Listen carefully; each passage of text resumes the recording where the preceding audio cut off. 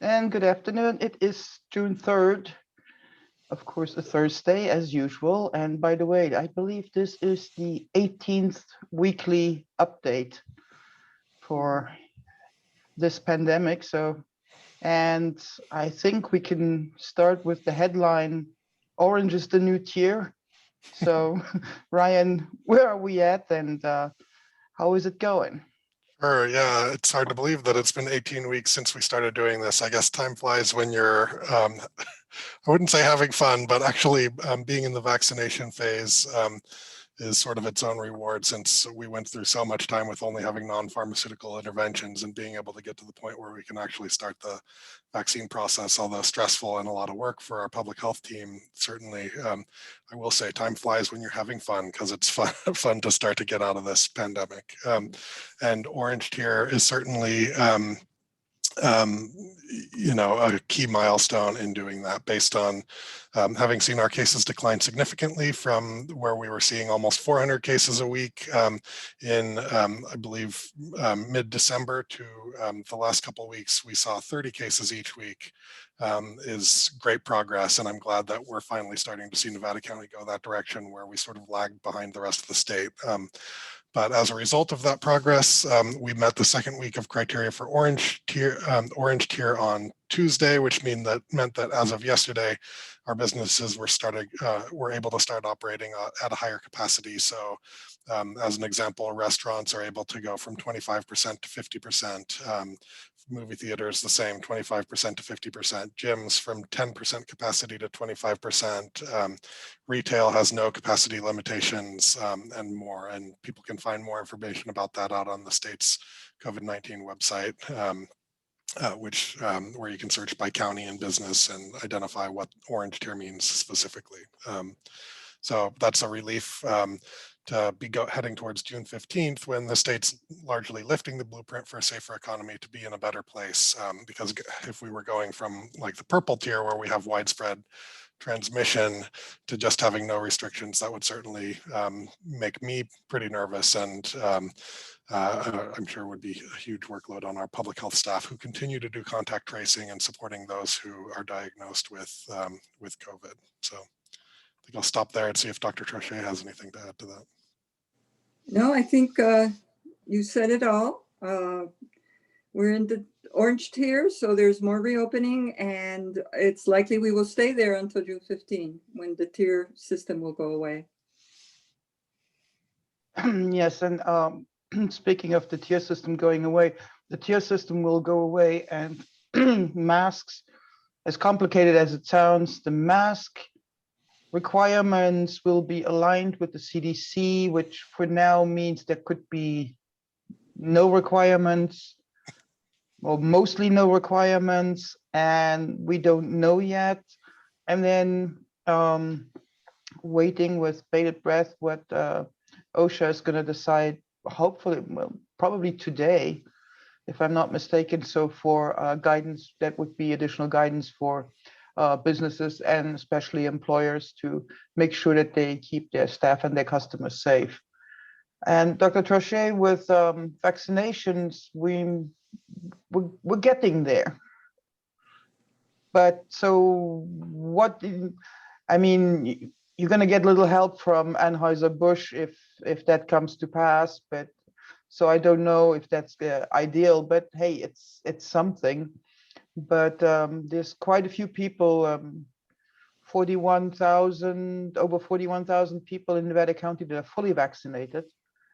And we have the population of 65 and over, 60%, 60.3% of those are vaccinated. So that's pretty good. But what can you tell us for people who are still on the fence, and why get vaccinated? I mean, we have 41% of the total population of Nevada County is vaccinated. So can people just take a chance and count on everybody else?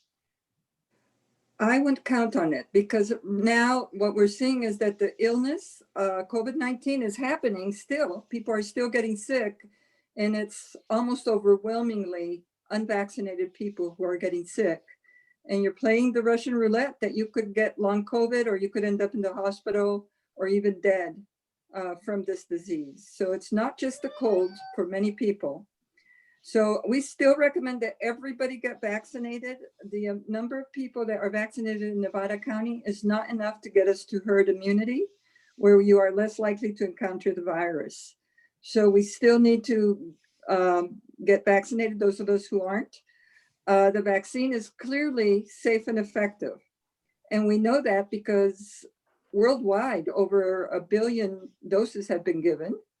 And in those countries where they have reached herd immunity, people are back to almost their normal lives as they had them before the pandemic.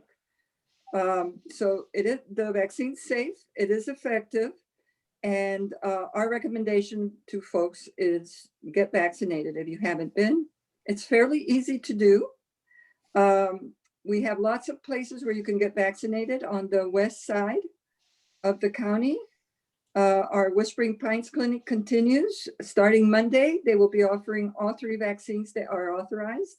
So you can choose between the Pfizer, the Moderna, or the Johnson & Johnson vaccine. They will, although they would prefer that you make an appointment, they are taking walk-ins also. The Moderna vaccine is still being given at our Sierra College on the west side. Until Saturday. So there's still plenty of time for people to go there if they wish to get vaccinated. And it is my understanding that Rite Aid is holding a vaccination clinic with Pfizer right now at Lyman Gilmore School for families and for students and families in the school district if they wish to go there now. And although I don't know that for a fact, I bet you that they will take walk-ins if you haven't made an appointment. So it's fairly easy to get. We have our reach team. If you're not mobile and you can't get to one of the clinics, call us and the reach team can go out and vaccinate you at home if necessary. On the east side, there are also plenty of places for getting vaccination. I'm not as familiar with the east side, so I'll defer to Ryan in case he knows.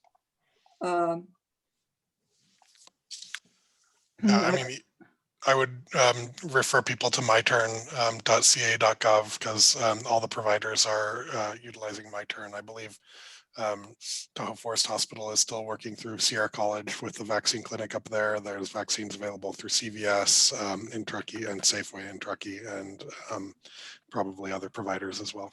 Yeah, and I believe the VA also for veterans, of course, and spouses, caregivers.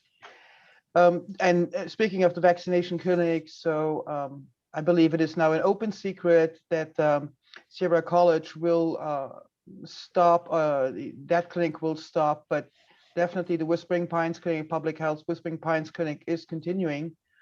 But the Sierra College, basically lack of demand, right? That is the issue. If people have concerns about the vaccine, we certainly would be willing to answer any questions they might have about it. It is overwhelmingly, as I've said before, it's overwhelmingly proven to be safe and effective. We are now getting information. There have been a couple of studies now that seem to show that if you have had COVID and then get the vaccine, you get a very robust immune response that probably protects you longer than a year. Those who have not had the disease and get the vaccine are protected for at least a year. We now have enough information to be able to say that. Maybe longer, but certainly those who got the disease and then get the vaccine are protected much longer, and the immune response is much stronger. So even if you think you had the disease, we still recommend that you get the vaccine. And we have a question from Jane who's asking what's happening in Truckee. There was this spike in cases. So I think our communicable disease team is still looking into exactly what's happening in Truckee. Yeah, I think for those that have not looked at the dashboard, that's referring to the cases that were added this week. I believe So the Tuesday update, which incorporated 4 days worth of data, had 9 cases and 7 of them were in Truckee. And then yesterday's update had 11 cases and all of them were in Truckee. So that's unusual to have so many of the cases be in Truckee. You know, there could be a few things in play. I believe Dr. Trochet, you mentioned earlier that you know, we saw an outbreak at Truckee High School a few weeks ago, and something we've seen in other places is that when there's a big outbreak, sometimes there's a wave that follows that within the community as people bring the cases from that outbreak back to their families and their friends, et cetera. There was a high-profile example, I think, in Shasta County, where a large outbreak at a religious school and ended up creating widespread community transmission throughout the city. And so we could be seeing that sort of ripple effect of that outbreak. There could be other outbreaks going on up there. So our team is actively looking into that and working on it. I don't know if you have anything to say to that or add to that, Dr. Trochet. No, that's a good reason for folks in Truckee to get vaccinated. If you are exposed to the virus and you've fully vaccinated, the odds that you will get sick are almost zero. In medicine, we never say zero or never, but the odds are very, very low that you will get sick. And if you're vaccinated and you're exposed to a person with COVID-19, you do not need to quarantine. Whereas if you're not vaccinated, you need to stay home for 14 days. So there are some benefits other than not getting sick, obviously, and not making other people sick to getting vaccinated. And Pascal, you mentioned that after the 15th, the masking recommendations will be those of CDC. And what CDC is saying is fully vaccinated people virtually don't have to wear masks or social distance anymore, virtually anywhere, other than in very crowded spaces that are indoors. Yeah, these mega events, the indoor mega events. Right. So that gets you back to almost normal activities. Whereas if you're not vaccinated, there are lots of places where you really should be wearing a mask because you will be at risk, not just indoors, but also outdoors in very crowded places. People who are not vaccinated should be wearing masks to protect themselves as well as others.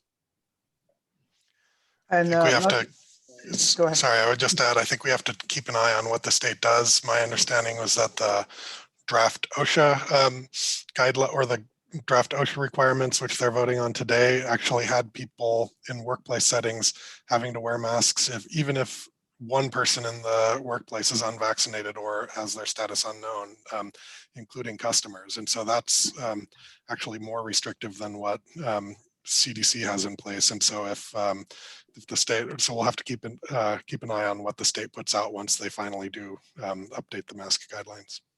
Yes, and I should clarify that I'm talking about people in their normal social life. I'm not talking about the workplace, because absolutely, workplaces will be regulated by what OSHA says. And of course, the businesses have the discretion to require people to wear masks. And if they don't want to either disclose their status or even if they do, businesses and private enterprise has certain rights. And one of them is to say, well, sorry, you will have to wear a mask. And on the subject of masks, I would encourage everyone, don't throw your masks out, don't toss them, because what's going to happen is you will be happy to have them once high fire season really starts, and we will have the smoke that's coming, because we got a lot of people who were like, oh, the air quality, we had a couple bad days, and it's like, well, you do have masks, so they help. So maybe just keep those masks around, and if needs be, we'll have some that we can pass out. Jazz. That's a great recommendation. And actually, after fire season, keep your masks anyway, because the new normal in the fall and winter could be that some of us choose to wear a mask because so many of us avoided getting colds and getting the flu by wearing masks during the COVID pandemic. That who knows what the new normal will be in the United States come flu season. Because let's face it, in other countries, it's quite common to actually wear masks during flu season, or even if you have a cold, I mean, you just wear a mask, and that's nobody's bats an eye there. The other questions that I get were mostly about schools, because Nevada County Public Schools put out some information that they're hoping to go back to full in-person instruction for the new 21-22 school year. And for now, they will communicate with all the parents if there are any guidance on vaccinations and masks, because of course for now kids under 12 cannot be vaccinated. So right now there are no concrete rules and regulations, so that I believe that everything will become clearer after, hopefully after June 15th. And on June 17th, which is 2 weeks from now, I'm really hoping for it to be our last weekly update, and maybe, just maybe, we can all try and get together and have it kind of sort of in person, at least the panelists. That would be really nice to cap it with that. And we have a question: is it safe to go back to go inside churches? It goes back. I wish I could answer with something other than it depends, but it really does depend on if everybody's vaccinated. If everybody's vaccinated inside your church, yes, it's safe to go in and not wear masks. If people are not vaccinated, or there's some who are and some who aren't, the safest thing to do inside church is for everybody to be wearing a mask and try to keep the social distance. After June 15, if you recall, the capacity requirements and the social distancing requirements will go away, but the virus won't. It'll still be around. So it's worth being cautious. And in your church, if you are all vaccinated, it's perfectly safe to sing and to be together and to speak with each other without masks. If there's a question of some people not being vaccinated, then probably should all wear a mask. How about public pools? Well, are we talking about outside public pools? Because if we are, being outside is fairly safe. And again, if you're vaccinated, you probably can be outside in a pool. You know, it's impossible to wear a mask while you're swimming. So absolutely, you can be out there. Be cautious again. If people are not vaccinated, you might want to keep your distance from them while you're swimming. But it is overall safer to be in an outside pool than in an inside pool. And don't forget, if you're not at a pool, but if you're at the river, especially with kids, life vests. Not a mask, life vests. That's.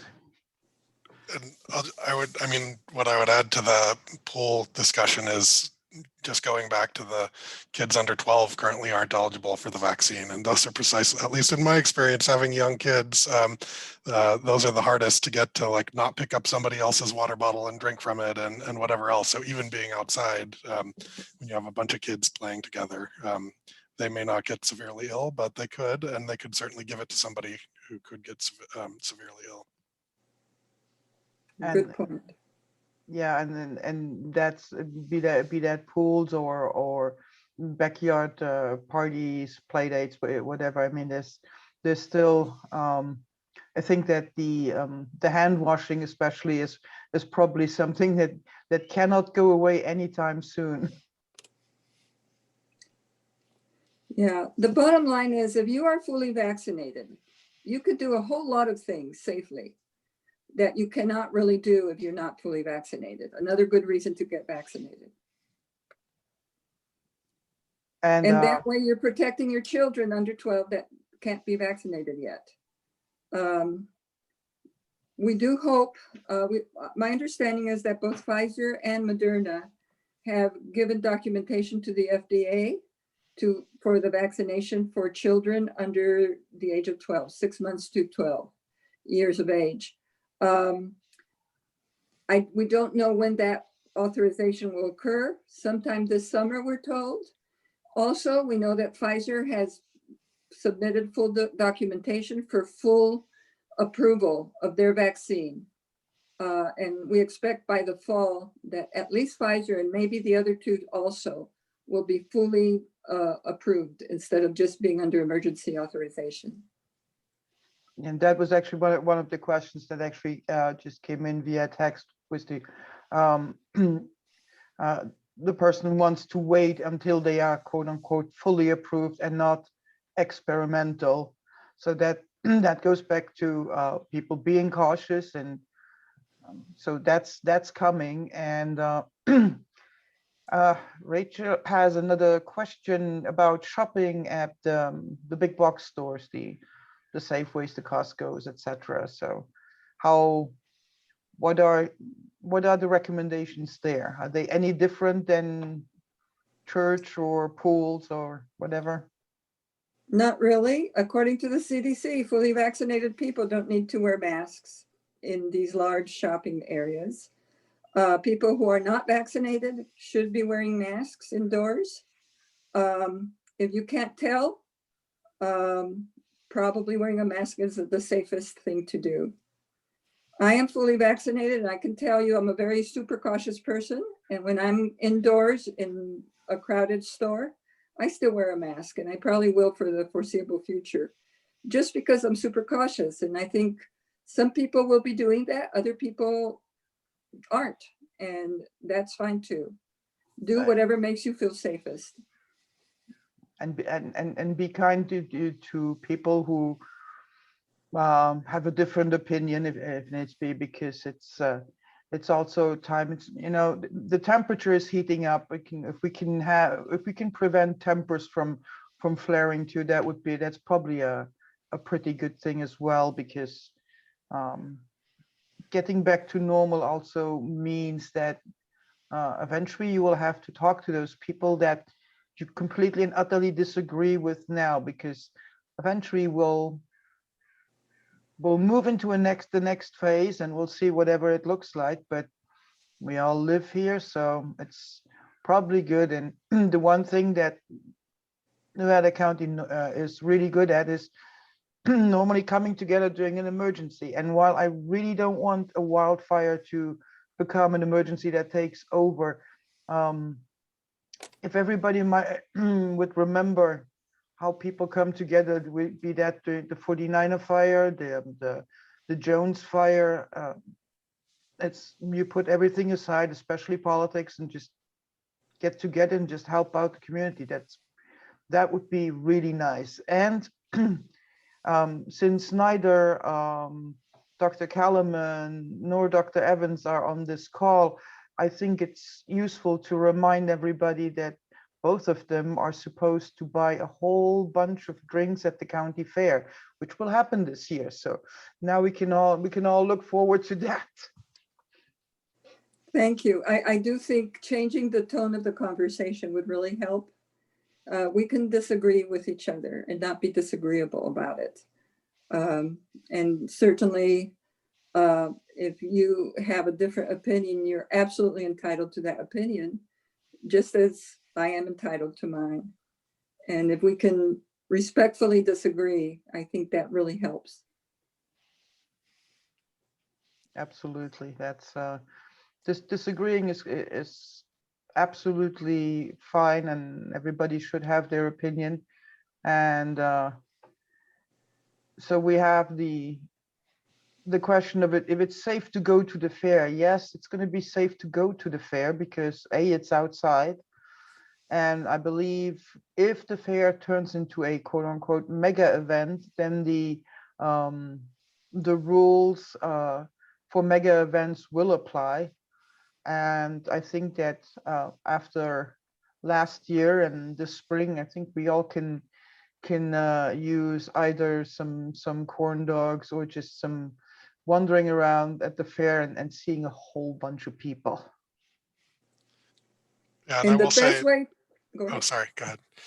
I'll just say that even beyond the requirements, I know that our fair CEO and and the staff over there are very eager to have a safe fair, and they're working closely with our public health department to make sure that they've got safeguards in place, even beyond what's going to be required of mega events. Currently, fairs are authorized under, I believe, the amusement park guidance, and so they're having conversations about how to use those safeguards to conduct a safe event. And I would just like to elaborate on that point, that just because on June 15th, those guidance documents are no longer requirements from the state, doesn't mean that they have a lot of great techniques to help mitigate the spread. And so I know a lot of our businesses want to keep their customers and their staff safe. And so those are great starting points to develop what things look like going forward, when it's really on our own responsibility to make sure that we're still being safe. And the best way to be safe in any activity that you do is to be fully vaccinated. If you are fully vaccinated, then you'll be safe, and you can go to the fair and to Costco and to all these other places that we've been asked questions about. So what I would like to do is encourage everyone to get vaccinated. The emergency authorization does require evidence. So it isn't the same thing as a full approval, but it absolutely has to have enough evidence to show that something is safe and effective before that emergency approval is given. And now we have proof with 139 million Americans receiving a dose and billions across the world that it is safe and effective. Not to mention that besides everybody who is being vaccinated, the all the data, the documentation. Are there people that have serious side effects? Yes, of course. There are people with every medication. There are people that are allergic to aspirin. I mean, that happens. But what we have now is the opportunity to actually not just protect ourselves, but also protect the community. And here's an interesting question that just came in. That's going to be our last question. If you don't register with My Turn, you just do a walk-in. If you do just a walk-in in one of in the public health clinic, are you still being included in the whatever the giveaways, the whatever the lottery? The lottery. The answer is yes. If you get vaccinated before the 15th of June, you will be included in the lottery for the $1.5 million. And if you get vaccinated, I think there's a giveaway for people who start their dosing as of last week for $50,000 giveaways on Fridays. I think the first drawing will be tomorrow. So yes, good reason to get vaccinated today, so that to be sure that you're included. They're doing $50,000 prizes tomorrow, and then 15 more of them the next week, the next Friday, and then they're doing 10 $1.5 million prizes on June 15th. And that applies to people that have been vaccinated since the beginning. So you don't have to worry about that. And then for people who are newly getting vaccinated, they also have $50 gift cards available. So for those that helps motivate them, that's a great thing. Yep, while supply lasts. I've seen that little asterisk there a couple of times. Right. And I'll just note, and so, I'm sorry, I know we're at time, but it's been 3 weeks since kids 12 plus were eligible. So kiddos get to get their second dose today and get on the road to full vaccination. So I'm excited to get to utilize the services of our fantastic vaccination team today. So. And 2 more weeks after that, they can be maskless. So Yay. that will be great. Just in time for June 15th. That works out great. Dr. Trochet, Ryan, thank you so much for being here. And we will take a hiatus next week, but we will come back for the hopefully final weekly update on June 17th. And with that, everybody stay safe, get vaccinated, and we'll see you on the 17th. Great. Thank you. Bye now. Bye. Thank you.